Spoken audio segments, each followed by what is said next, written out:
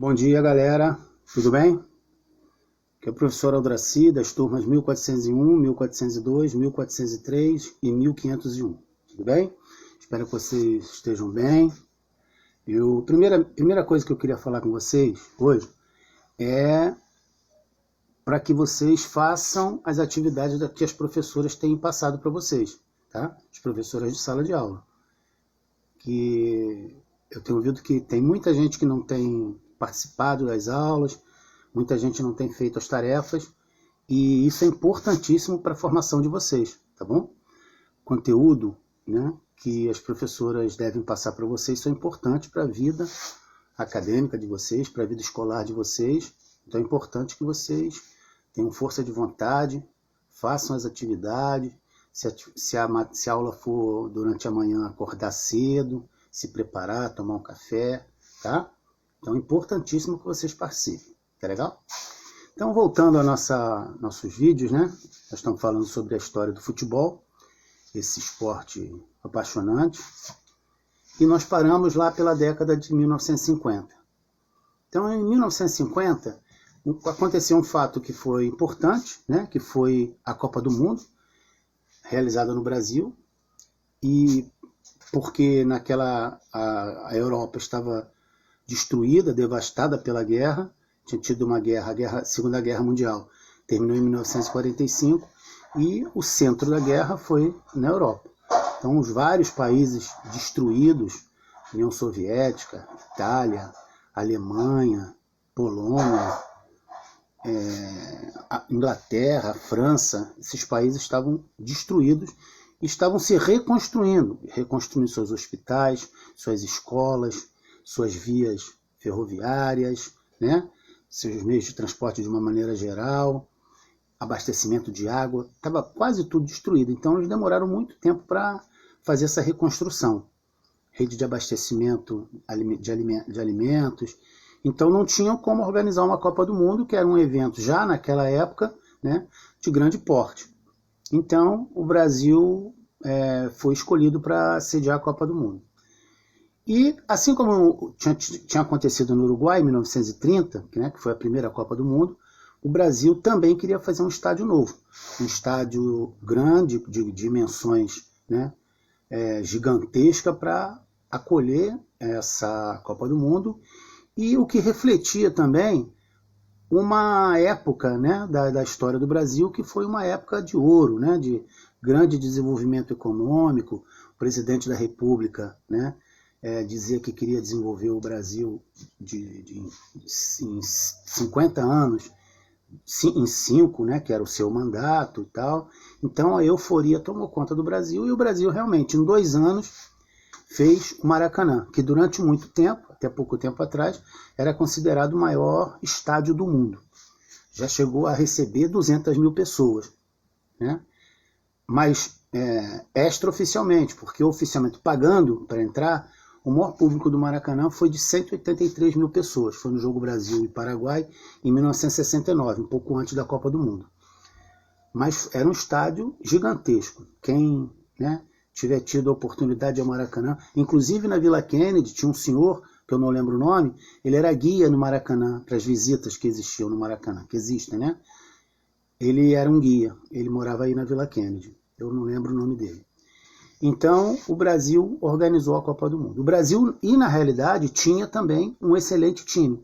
A base do time era o time do Vasco da Gama, né, a base da seleção brasileira.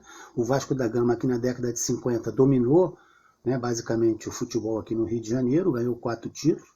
Lembrando que naquela época não existia campeonato brasileiro, como hoje. O time é campeão brasileiro, Copa Mercosul, Copa Libertadores, isso não existia naquela época. Os times disputavam basicamente o Campeonato Brasileiro. Desculpa, o Campeonato Carioca, né? Então foi nessa onda que o Brasil sediou a Copa do Mundo e foi para a final, porque tinha um time muito bom. E perdeu a final, perdeu justamente para o Uruguai. O Uruguai se tornou bicampeão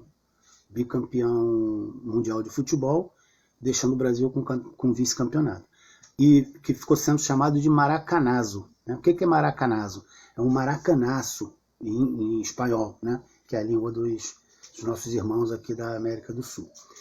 Então foi um desespero. Meu tio, né, meu padrinho, que esteve na época nesse jogo, ele já faleceu, mas ele dizia que tinha sido dos momentos mais tristes da vida dele. Ele viu aquele mundo de gente saindo de cabeça baixa do Maracanã, quase não se ouvia barulho nenhum, né?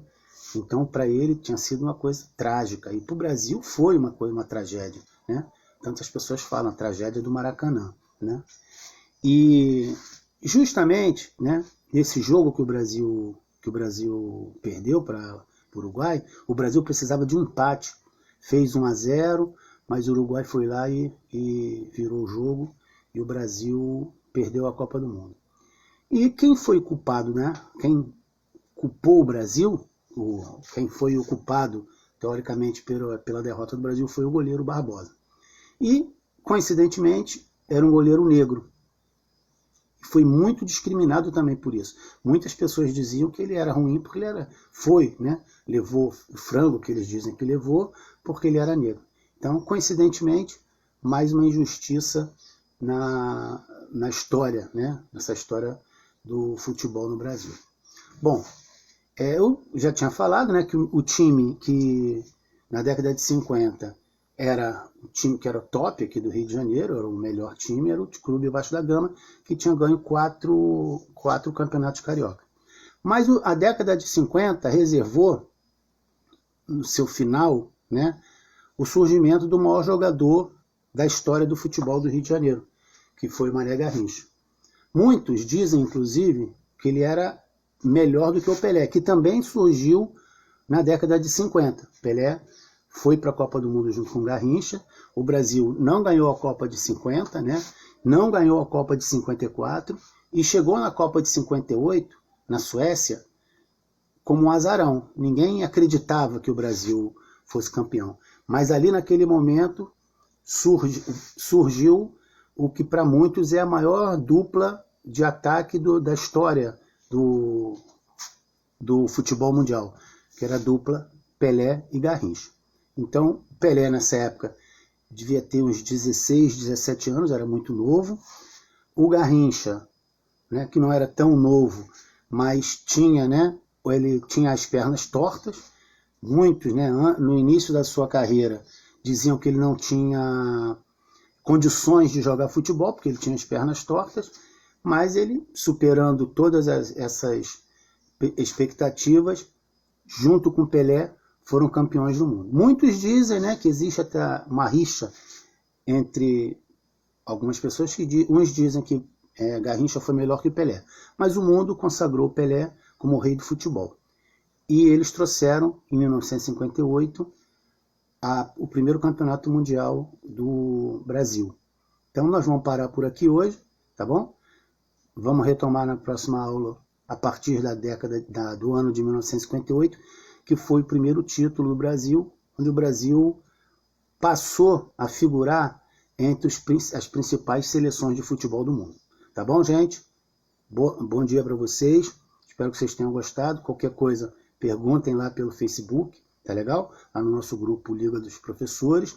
E, como eu falei no início, façam as atividades das professoras, tá bom? Elas se preocupam muito com vocês, elas preparam as aulas, elas se debruçam para fazer uma melhor aula para vocês. Então é legal que vocês também reconheçam isso e assistam às aulas, façam as tarefas e deem retorno das suas atividades às professoras. Tá bom, gente?